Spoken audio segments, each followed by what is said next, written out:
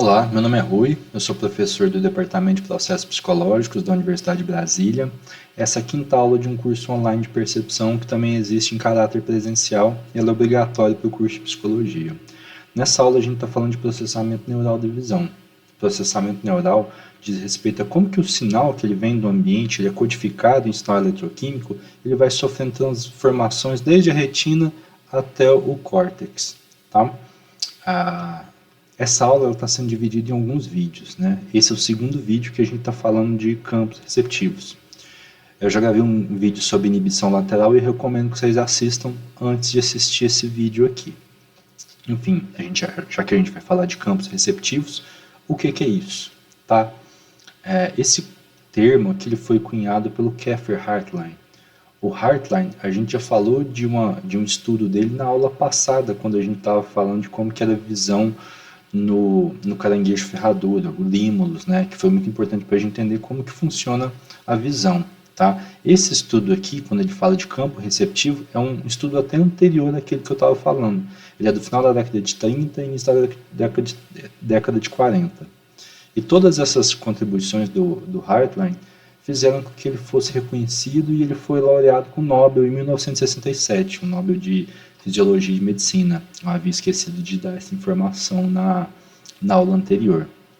Mas enfim, eu vou dar o conceito e depois eu vou explicar como que o Hartline chegou a esse conceito. Então, o campo receptivo, em sua primeira formulação teórica, é entendido como a região da retina que deve receber iluminação para que uma resposta em alguma dada fibra seja obtida. Como que ele fez isso? Ele trabalhou com anfíbios, com sapo mais especificamente. Ele pegava o globo ocular, ele fazia uma secção e ele abria esse globo ocular de modo que ele pudesse. Então a gente pode entender que aqui é um globo ocular, tá certo? Você fez uma secção, você abriu ele, e aqui é um nervo óptico, tá? O que ele fazia? Ele introduzia um microeletrodo aqui em alguma fibra, em algum axônio que formava esse nervo óptico aqui. E a partir disso, ele estimulava, ele colocava algum fecho de luz aqui, ia passando pela retina para ver em que ponto que, quando estimulado com luz, esse neurônio que estava sendo registrado, né, ele passava a disparar. Então, quando ele encontrava algum ponto que, quando iluminado com luz, esse neurônio, essa fibra, ela disparava, a gente tinha encontrado esse campo receptivo, né, que é essa área da retina, que quando recebe iluminação, gera uma resposta nessa fibra neuronal. Uma coisa interessante da gente informar é que a gente pode ter campos receptivos de diferentes fibras que eles têm alguma área de sobreposição. É o que a gente está vendo aqui. Então, cada um desses círculos aqui é o campo receptivo de uma dada fibra, tá? E eles possuem alguma área de sobreposição. O importante é que toda a retina ela é coberta por campos receptivos que a gente consegue mapear aqui no nervo óptico e que ocorre alguma sobreposição sobre esses campos receptivos, tá? Esse foi o arcabouço básico assim, que o Hartline ele descreveu. Mas depois a gente viu que a natureza desse campo receptivo era um pouquinho mais complexa. E isso foi alcançado por meio de estudos com gatos e com outros mamíferos, principalmente primatas. Tá? Chegou-se à conclusão de que esses campos receptivos eles apresentam uma natureza, uma organização que ela é chamada de centro-periferia, onde a gente tem um centro on e uma periferia off, ou então o contrário, uma periferia on e um centro off. Eu vou dar um exemplo aqui de um desses tipos de campo receptivo para ver como que funciona. Então, quando se mapeava a localização de um campo receptivo, observou-se que quando a gente colocava um feixe de luz em uma área, a fibra neuronal ela disparava.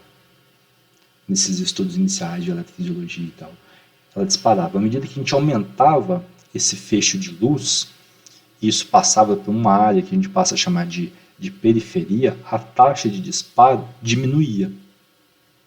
Tá certo? E o inverso acontecia aqui. Então, quando você colocava luz aqui no centro desse tipo aqui, dessa modalidade de periferia, de centro off, a taxa de disparo ela diminuía além daquele nível basal. E quando a gente aumentava o feixe de luz e o campo receptivo em sua parte mais periférica era estimulado, então a taxa de disparo ela voltava a se elevar. Então, com isso, já entendendo como que funciona essa organização, essa natureza do campo receptivo, esse conceito ele passou a ser entendido de outro modo. Então, o campo receptivo passa a ser entendido como a região da retina sobre a qual uma célula do sistema visual pode ser influenciada, excitada ou então inibida pela luz. Se aumenta ou diminui essa taxa de disparo. Agora, uma coisa que eu não falei ainda, e que é uma novidade, é que você tem diferentes fibras, diferentes neurônios que vão apresentar campos receptivos de tamanho diferente. Você pode ter campo receptivo grande e campo receptivo pequeno. É o caso que a gente está vendo aqui. Então a gente tem um neurônio lá do olho humano e tal, que a gente pode medir a atividade elétrica, né, por meio de um microeletrodo no seu axônio. Então aqui é um neurônio com um campo receptivo grande e aqui um neurônio com um campo receptivo pequeno. Esses neurônios com um campo receptivo grande a gente chama de célula magnocelular, então célula M. Tá? Como característica, além do seu tamanho, eles apresentam uma velocidade de resposta muito rápida e transitória. Ou seja, quando você muda o padrão de iluminação, a taxa de disparo ela aumenta ou diminui de modo muito rápido. Então, essa adaptação da taxa de disparo em função da estimulação, ela é rápida. E por isso, ela vai ser importante para a gente perceber movimento, que se trata disso, né, de alteração de padrão de luminância. Por outro lado, a gente tem essas células que a gente chama de célula P, então parvo celular, que a gente tem um campo receptivo que é pequeno. Outra característica dela é que ela possui uma velocidade de resposta que é lenta e sustentada. Então, quando você muda o padrão de iluminação, ela demora mais do que a célula magnocelular para se adaptar àquele padrão de disparo. Tá? Em compensação, ela, como tem um campo receptivo pequeno, ela vai responder a detalhes muito finos. Por meio dessa característica do tamanho do campo receptivo, a gente consegue explicar um pedaço da ilusão da grade Hermann, que é essa ilusão que a gente está vendo aqui, que a gente trabalhou na aula passada dentro do conteúdo de inibição lateral, que faz parte aqui também. Então, uma dúvida que ficou enfim, a gente olhando para esse padrão aqui, a gente vê manchas fantasmas que elas estão nas quinas, né, nas esquinas, elas são mais escuras, né? Então esses pontos aqui, eles são mais escuros do que os corredores. Mas isso acontece só na visão periférica, não acontece quando a gente está olhando. Quando a gente está olhando para cá, a gente não vê uma mancha escura, mas essas outras quinas da periferia, elas são, aí sim a gente vê essas manchas. Isso acontece em função do campo receptivo de células ganglionares que estão recebendo informação de cônios ou bastonetes. Tá? Acontece que os campos receptivos de células ganglionares que recebem informação de bastonetes e, consequentemente, existe muito maior quantidade na periferia do campo visual, possuem um campo receptivo grande. Tá? De modo que, se a gente pegar um campo receptivo onde o centro dele, vamos pensar que a gente tem um centro on, periferia off. Esse centro on, quando ele está no corredor e quando ele está no cruzamento, o padrão da inibição lateral aqui, do quanto vai ser inibido nessa periferia off, é diferente. Então, se a gente tem um centro on aqui e a gente estimula com luz, a taxa do neurônio dessa célula ganglionária ela aumenta. Tá? E à medida que a gente tem estimulação na periferia, essa taxa de disparo ela vai sendo diminuída, se ocorre uma inibição. Acontece que a inibição aqui na periferia ela é menor no corredor do que quando está na quina. Na esquina a gente tem mais pontos iluminados, consequentemente a gente vai ter uma maior inibição, consequentemente a gente diminui a taxa de disparo e isso está relacionado com a percepção de brilho, então você passa a ver aquelas manchas fantasmas. E isso não acontece com uma célula ganglionar, que ela possui um campo receptivo que traz informações de cones, que estão basicamente na fóvea, né, no centro do campo visual, porque o campo receptivo ele é pequeno. Então ele vai, se a gente pegar tanto uma área da visão do campo visual que está ou no corredor ou então na quina, o padrão de estimulação no centro e da inibição na periferia ele é o mesmo. Então, a gente não vê diferença entre a estimulação desse campo receptivo quando ele está no corredor ou então quando ele está nesse cruzamento. Então, isso explicaria por que a gente não vê essa mancha quando a gente está olhando para cá, porque essa informação ela vai para as células ganglionares que recebem informações de cones que tem uma concentração muito maior na fóvea. Então, isso explicaria. Passando adiante e descrevendo um pouco melhor essa base celular e neurobiológica desses campos receptivos, eu vou mostrar essa imagem aqui que ela passa a ser importante, e aqui a gente vai casar esse conteúdo de campo receptivo com inibição lateral que a gente viu no vídeo anterior. Então, o que eu tinha explicado para vocês até então é que o campo receptivo, essa área da retina, que quando estimulada ela vai modular a taxa de disparo, quando a gente tem um centro ON e esse centro ele recebe luz, a taxa de disparo aumenta. Quando todo o centro está sendo estimulado, a taxa de disparo ela atinge seu pico. E à medida que a periferia vai sendo estimulada, a taxa de disparo vai diminuindo, a ponto de que se totalmente a periferia está sendo estimulada, então você tem uma taxa de disparo bem menor do que o nível basal. Tá? Se a gente pegar esse campo receptivo aqui, tá certo? Essa área na retina que está sendo estimulada, a gente pode pensar que tem fotorreceptores.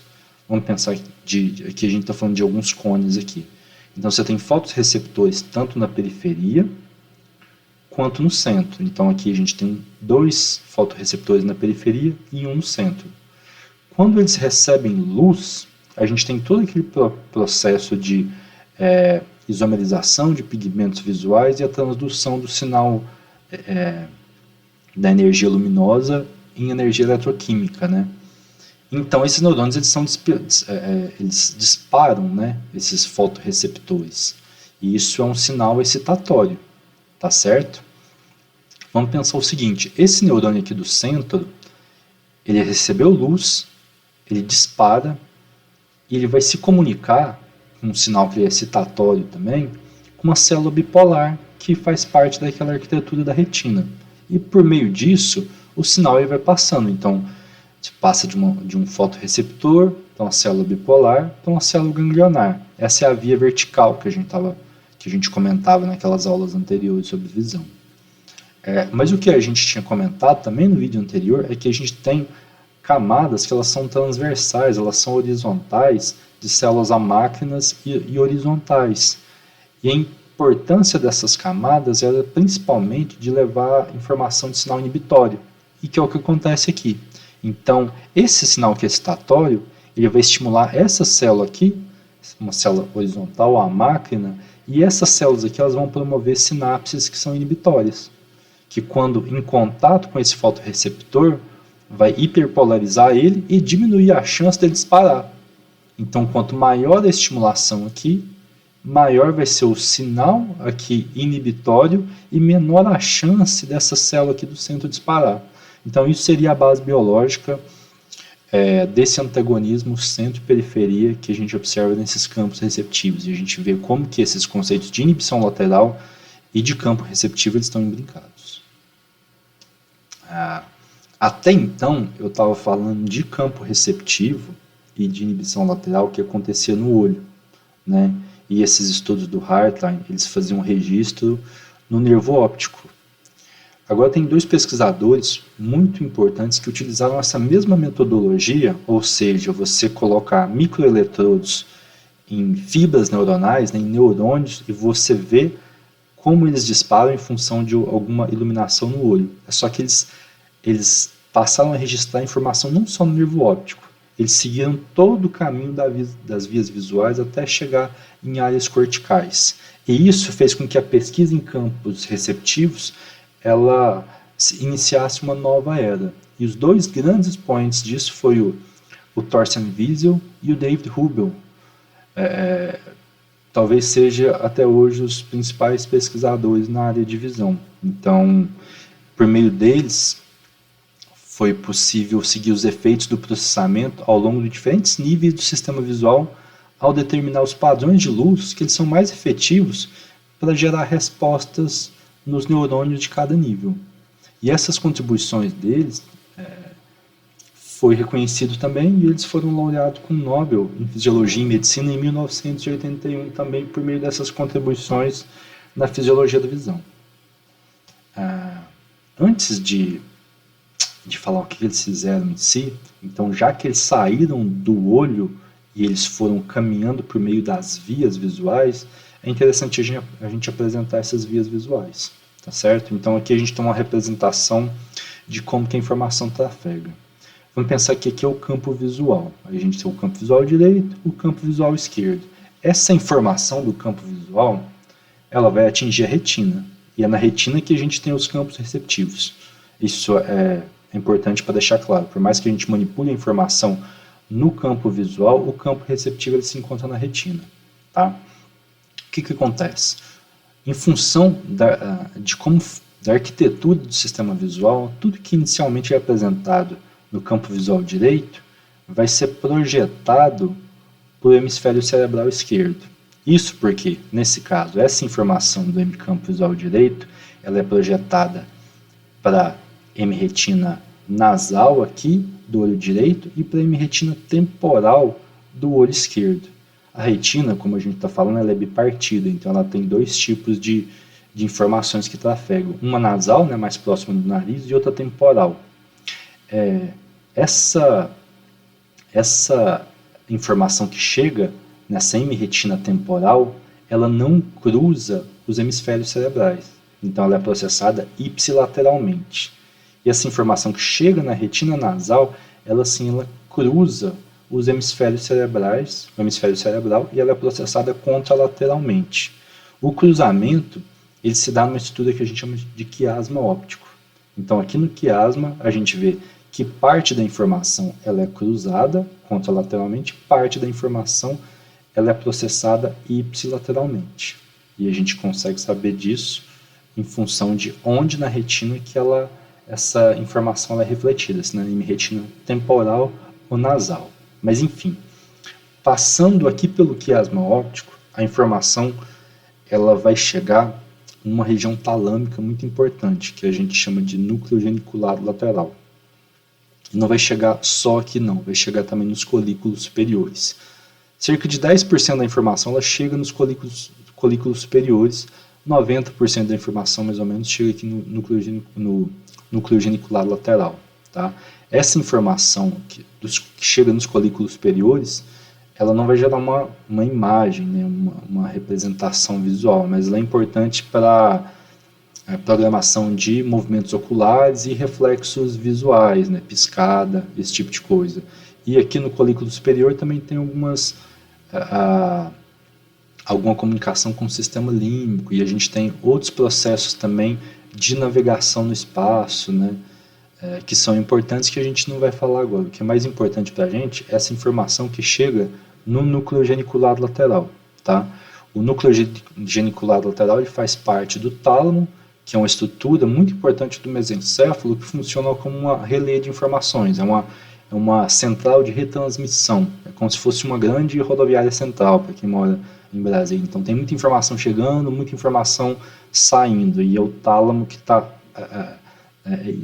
organizando como que se dá essa troca de informações, essa retransmissão. Tá?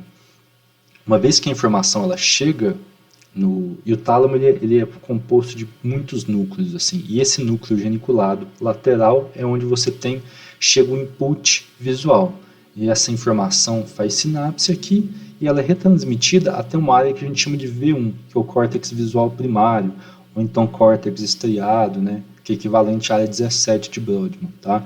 A gente consegue ver V1 aqui em verdinho nessa imagem aqui. Então esse é o caminho que a imagem segue, e o que os pesquisadores estavam fazendo até então, antes do Wiesel e do Thorsten, era fazer esse mapeamento dos campos receptivos no olho apenas, implantando esses microeletrodos aqui no nervo óptico. O que eles fizeram foi fazer essa investigação com essa mesma metodologia aqui em neurônios do núcleo geniculado lateral, em neurônios de V1 e em neurônios de outras áreas visuais. Tá? Então, isso é o geral dessas vias visuais. Agora, só para a gente fechar, um ponto muito importante é que a informação que ela chega na retina, que ela chega no núcleo geniculado lateral vindo da retina, ela é bem maior do que a informação que vai para o córtex. Ou seja, ocorre uma perda de informação, já ocorre um processamento de informação. O que chega do olho no núcleo geniculado é maior do que aquilo que é retransmitido por córtex.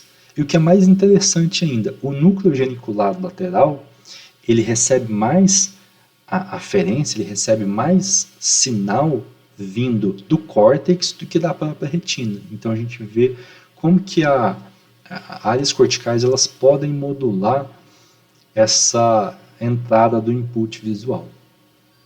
Enfim, a partir disso a gente pode continuar.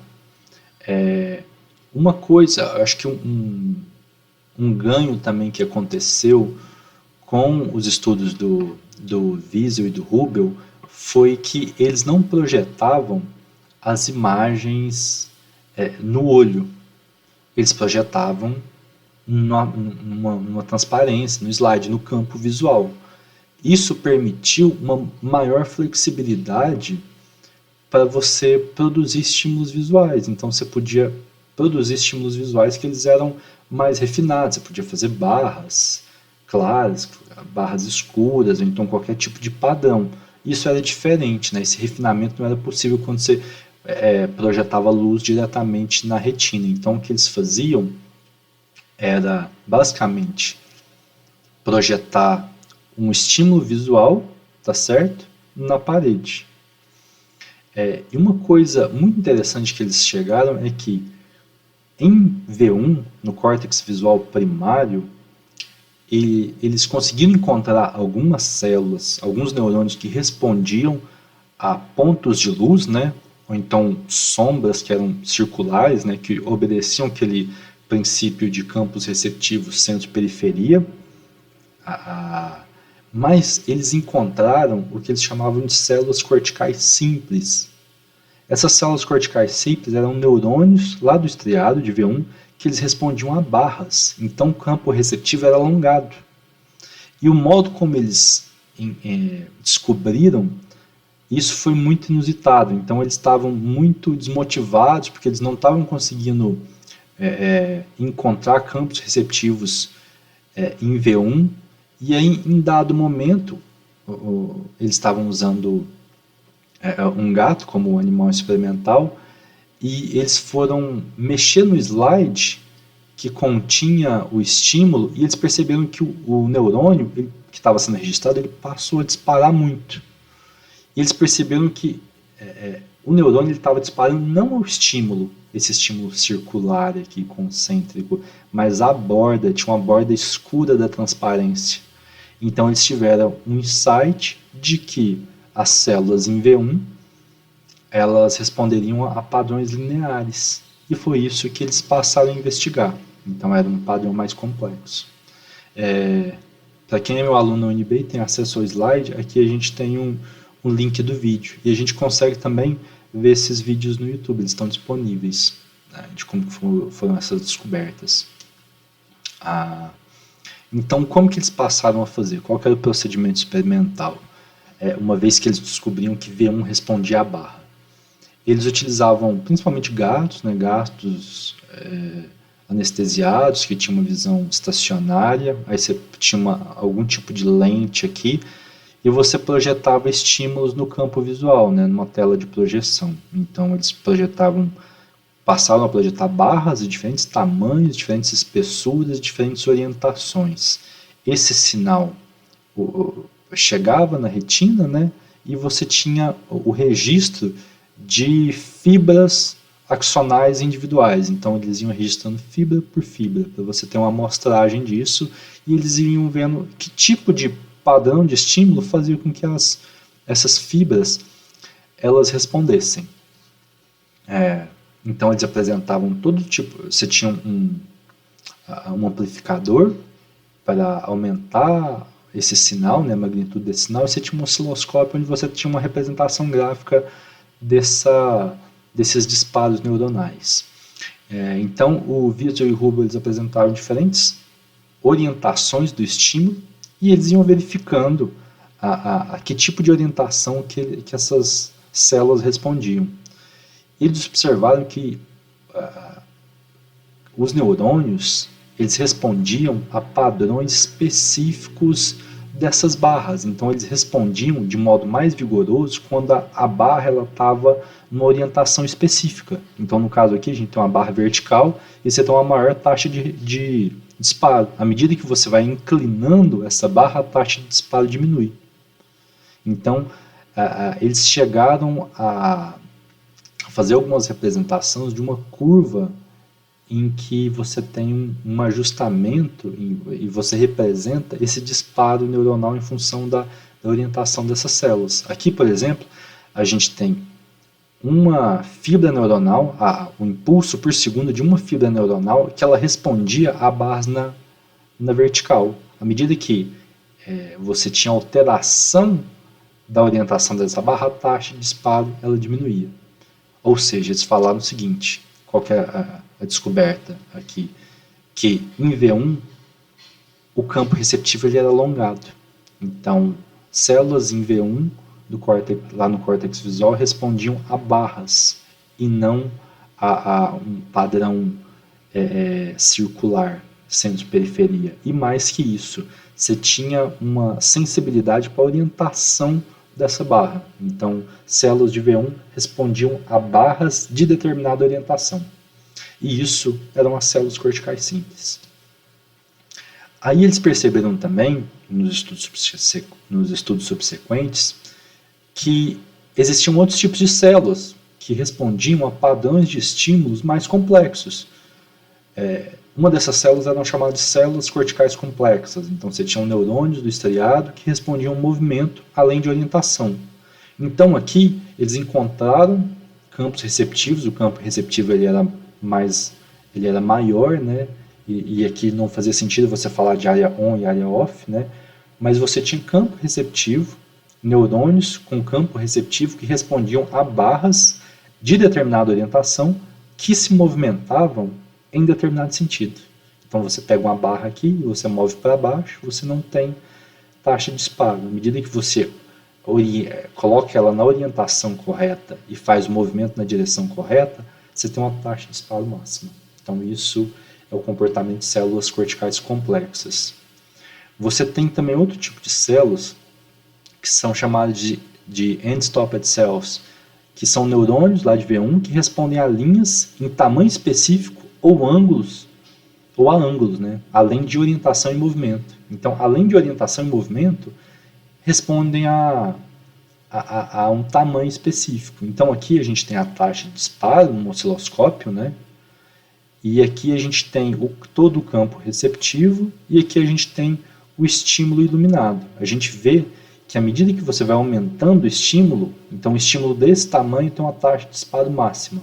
E à medida que você vai fazendo alterações, tanto um estímulo maior ou menor, você vai tendo a diminuição dessa taxa de disparo. Então isso é para o tamanho específico do estímulo.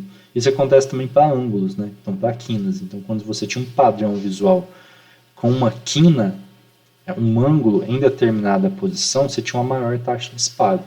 Então essas end-stopped cells são isso, eles vão responder a linhas ou linhas de tamanho específico, então ângulos de determinada orientação que se movimentam em determinado sentido.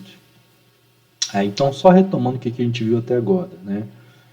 Para a gente falar quais as propriedades dos campos receptivos dos seguintes neurônios. Então, foi mapeado célula ganglionar na retina, célula ganglionar também no núcleo geniculado lateral. Então, os campos receptivos aqui eles eram circulares, né?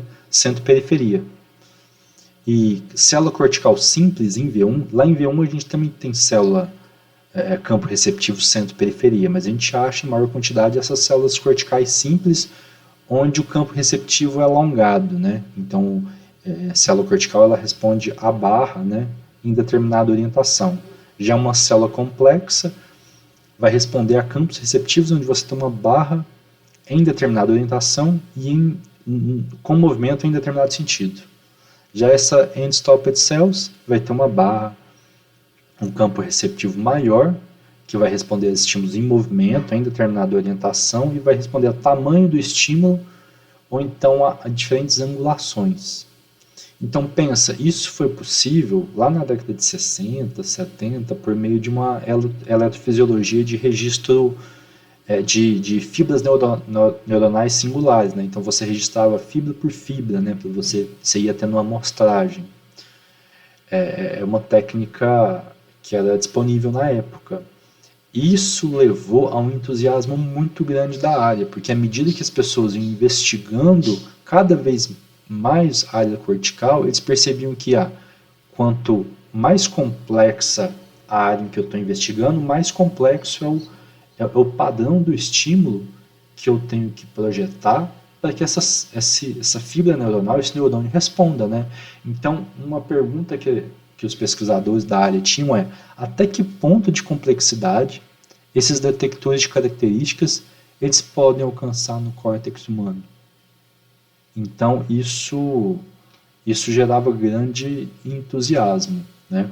Mas antes de falar disso, né, que a gente vai falar eu acho que esse ponto cai em módulos corticais, já que é um tipo de processamento, entra dentro dessa área de processamento que a gente está vendo. Eu quero passar para um assunto que eu chamo de adaptação e criação seletiva, que eu vou deixar para um próximo vídeo, tá certo? Então é isso, pessoal. Até a próxima.